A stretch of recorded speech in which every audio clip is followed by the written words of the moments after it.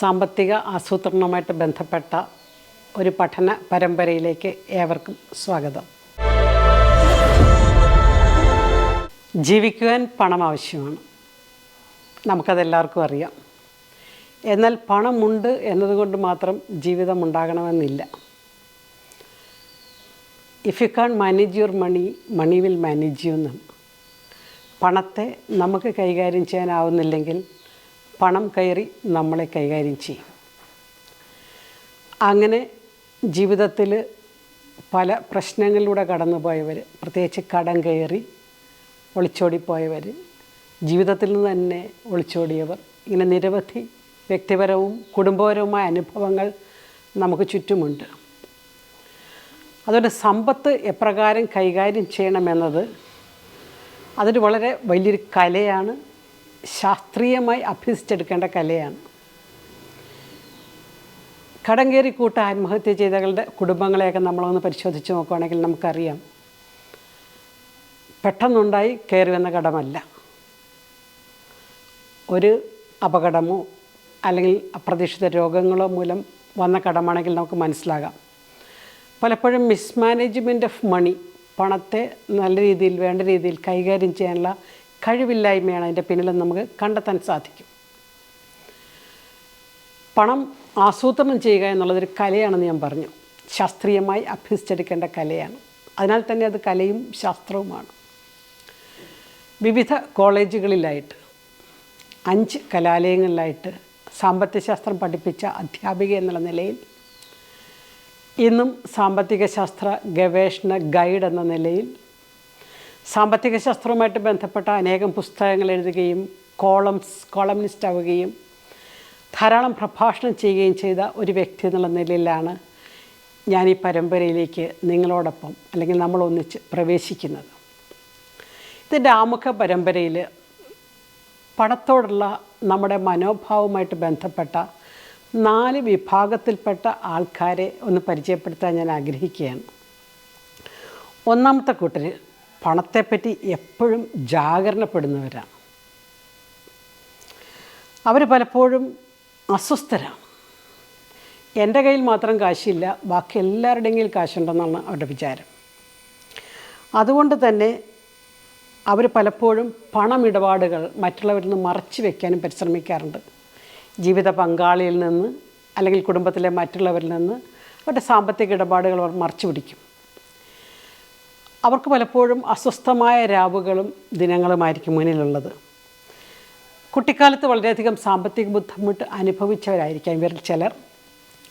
സാമ്പത്തിക ഇടപാട് മൂലം കൈ പൊള്ളിയവരിനകത്തുണ്ടാകാം. ആരെങ്കിലും വഴി സാമ്പത്തിക മേഖലയിൽ ചതിക്കപ്പെട്ടവരോ അല്ലെങ്കിൽ പ്രശ്നങ്ങളിലൂടെ കടന്നുപോയവരുണ്ടാകാം. പക്ഷേ എന്നാൽ അവരുടെ സംസാരത്തിലാകട്ടെ പണം എനിക്കൊരു പ്രശ്നമേ അല്ല എന്നുള്ള മട്ടിൽ സംസാരിക്കും. പക്ഷേ ഈ കൂട്ടർ അനുഭവിക്കുന്ന ഒരു പിരിമുറുക്കം അവരുടെ ബന്ധങ്ങളിലും ഇടപെടലുകളിലുമൊക്കെ ഒരു ഭാരം നമുക്ക് കാണാൻ സാധിക്കും. രണ്ടാമത്തൊരു കൂട്ടരുണ്ട്, പണത്തെ വർജിക്കുന്നവർ. പണത്തെക്കുറിച്ച് അധികം സംസാരിക്കരുതെന്ന് എന്നോട് ചിലർ പറയാറുണ്ട്. കാരണം പണം പിശാചാണ്, സകല തിന്മയുടെ ഉറവിടമാണ്, പണമാണ് എല്ലാത്തിൻ്റെയും കാരണം എന്നൊക്കെ പറഞ്ഞിട്ട് പണം ഒരു പ്രശ്നമേ അല്ല എന്നുള്ള മട്ടിൽ വർജിക്കുന്നവർ. ചെറിയ സാമ്പത്തിക സ്ഥിതിയിൽ നിന്ന് വന്നവരായിരിക്കും ഇവർ. പലപ്പോഴും പണക്കാരോട് അല്ലെങ്കിൽ സമ്പത്തുള്ളവരോട് വലിയ അസ്വസ്ഥതയും അസൂയയും ഉള്ളവരായിരിക്കും ഇവർ.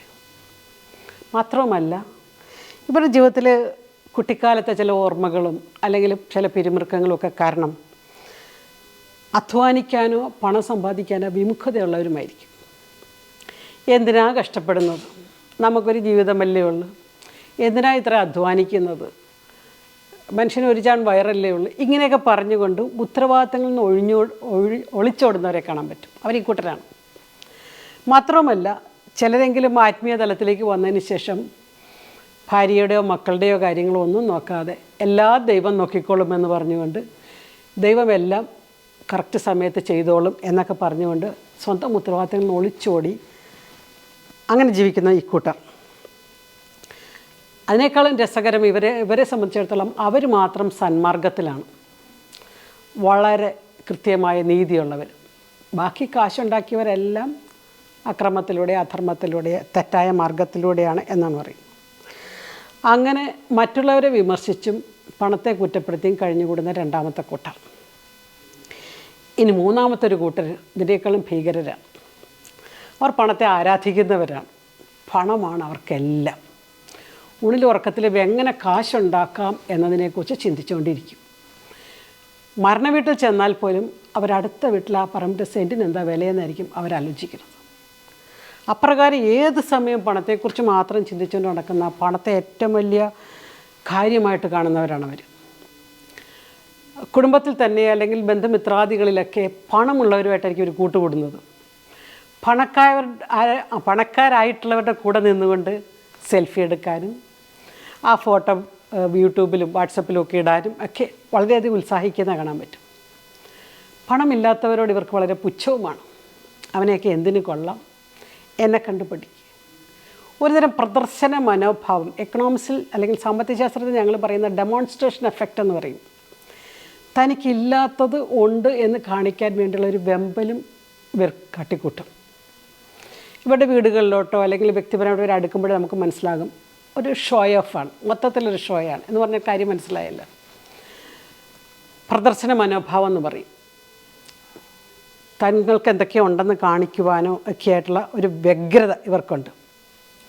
ഇവരുടെ ജീവിതത്തിലുണ്ടായ സാമ്പത്തിക നഷ്ടങ്ങൾക്കെല്ലാം ഇവർ മറ്റുള്ളവരെ പഴിചാരിക്കൊണ്ടിരിക്കും.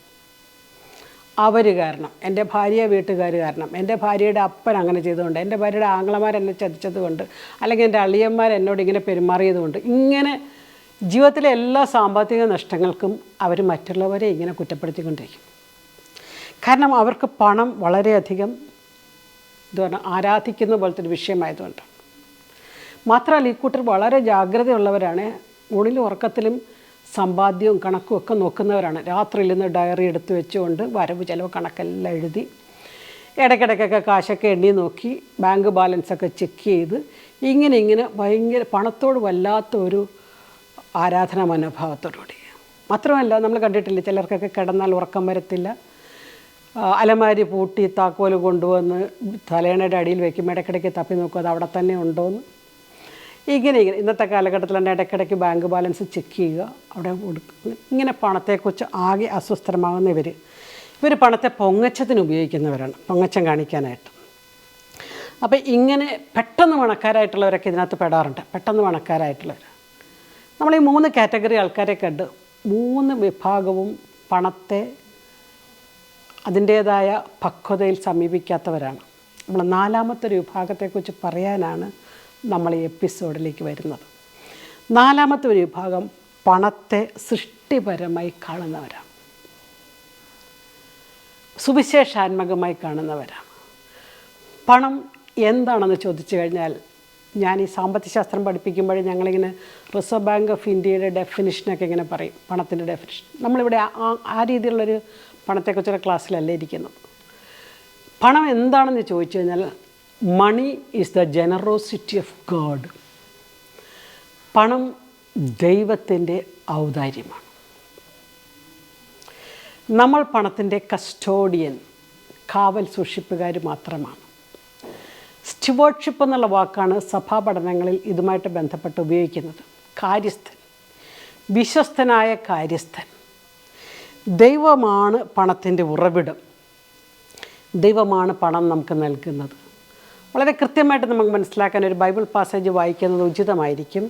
നിയമാവർത്തന പുസ്തകം 8-ാം അധ്യായം, ബൈബിളിലെ 5ാമത്തെ പുസ്തകം. നിയമാവർത്തന പുസ്തകത്തിലെ 8-ാം അധ്യായത്തിൽ 11 മുതലുള്ള വാക്യങ്ങളാണ് ഞാൻ വായിക്കുന്നത്. ഞാനിന്ന് നൽകുന്ന കൽപ്പനകളും നിയമങ്ങളും ചട്ടങ്ങളും ലംഘിച്ച് നിങ്ങളുടെ ദൈവമായ കർത്താവിനെ വിസ്മരിക്കാതിരിക്കാൻ ശ്രദ്ധിച്ചുകൊള്ളുവിൻ.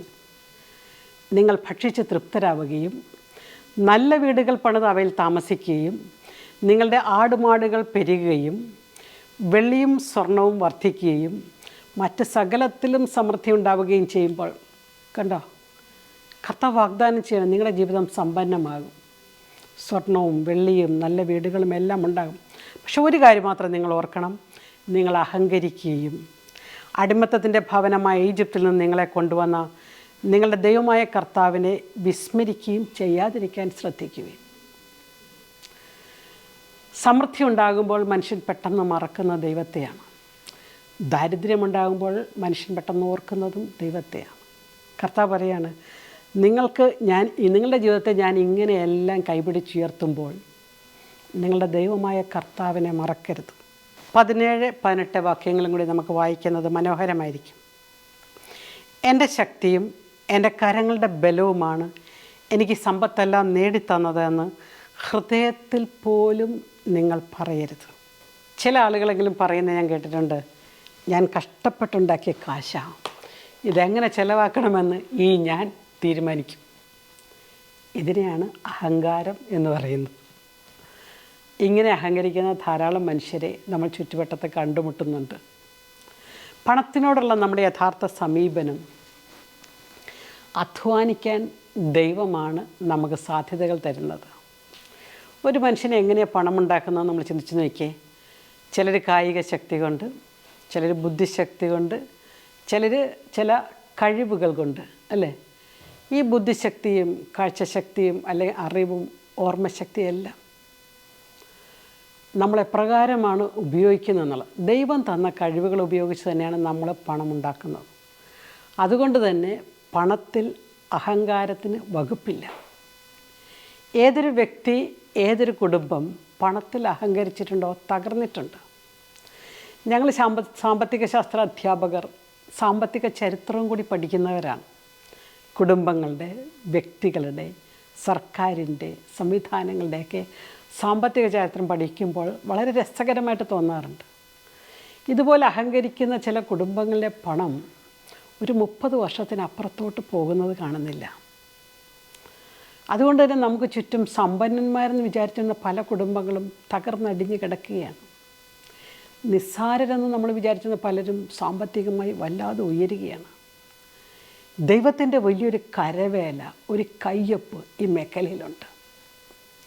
അതുകൊണ്ടൊരു മിഷനറി ചൈതന്യത്തോടുകൂടി വേണം പണത്തെ കൈകാര്യം ചെയ്യാൻ.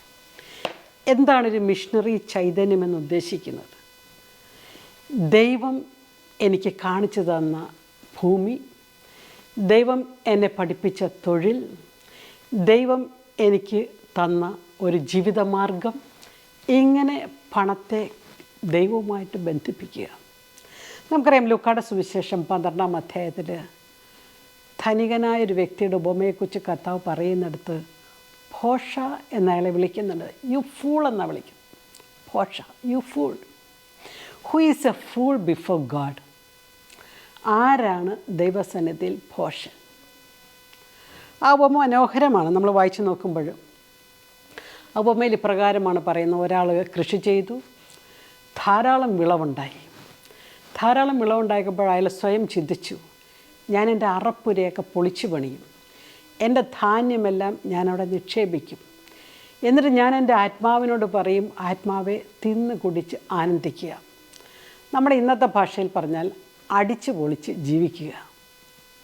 എന്നാൽ കർത്താവ് രാത്രിയിൽ അവനോട് പറഞ്ഞു, യു ഫൂൾ. ലോകത്തിൻ്റെ ദൃഷ്ടിയിൽ നല്ല എക്കണോമിക് പ്ലാനിംഗ് ഉള്ള മനുഷ്യൻ, സാമ്പത്തിക ആസൂത്രണമുള്ള മനുഷ്യൻ. പിന്നെ എന്തിന് കർത്താവ് മനുഷ്യനെ ഫൂളെന്ന് വിളിച്ചു? ഒറ്റ കാര്യമേ ഉള്ളൂ, he plans for himself. Planning is good, but plan with God. ഞാനൊരിക്കലും ഡിവൈൻ ധ്യാനകേന്ദ്രത്തിലെ ഇംഗ്ലീഷ് സെക്ഷനിൽ ഈ ഭാഗമെടുത്ത് എക്സ്പ്ലെയിൻ ചെയ്തുകൊണ്ടിരിക്കുകയായിരുന്നു. ക്ലാസ് എല്ലാം കഴിഞ്ഞപ്പോൾ എൻ്റെ പിന്നാലെ ഒരു ചെറുപ്പക്കാരൻ വന്നുകൂടി. എന്നോട് പറഞ്ഞു, ടീച്ചറെ, ഞാൻ കർണാടക യൂണിവേഴ്സിറ്റിയുടെ ബിടെക് 1ാം റാങ്കുകാരനാണ്. ഇപ്പോൾ ഞാൻ എംടെക്കിന് പഠിച്ചുകൊണ്ടിരിക്കുകയാണ്. എംടെക്കിനും ഫസ്റ്റ് റാങ്ക് മേടിക്കണമെന്ന ലക്ഷ്യത്തോടെ വളരെ കാര്യമായിട്ട് ആസൂത്രണം ചെയ്ത് പഠിച്ചുകൊണ്ടിരിക്കുകയാണ്. ടീച്ചർ പറഞ്ഞത് കേട്ടാൽ തോന്നും പ്ലാനിങ് ഒന്നും വേണ്ട, ദൈവം എല്ലാം കറക്റ്റ് സമയത്ത് ശരിയാക്കിക്കൊള്ളുമെന്ന്.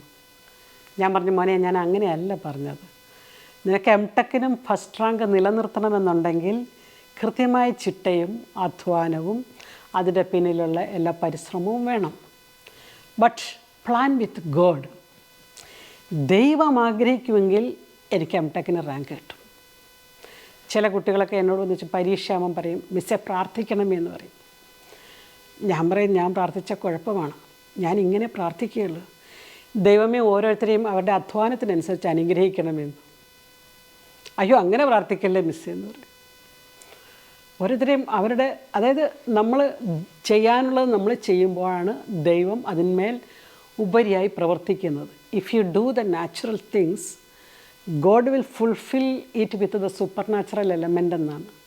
സ്വാഭാവികമായിട്ട് നമുക്ക് ചെയ്യാൻ പറ്റുന്ന കാര്യങ്ങൾ നമ്മൾ ചെയ്യുമ്പോൾ അതിമാനുഷികമായിട്ട് അതിന്മേൽ ചെയ്യാനുള്ള കാര്യങ്ങൾ ദൈവം ചെയ്യും.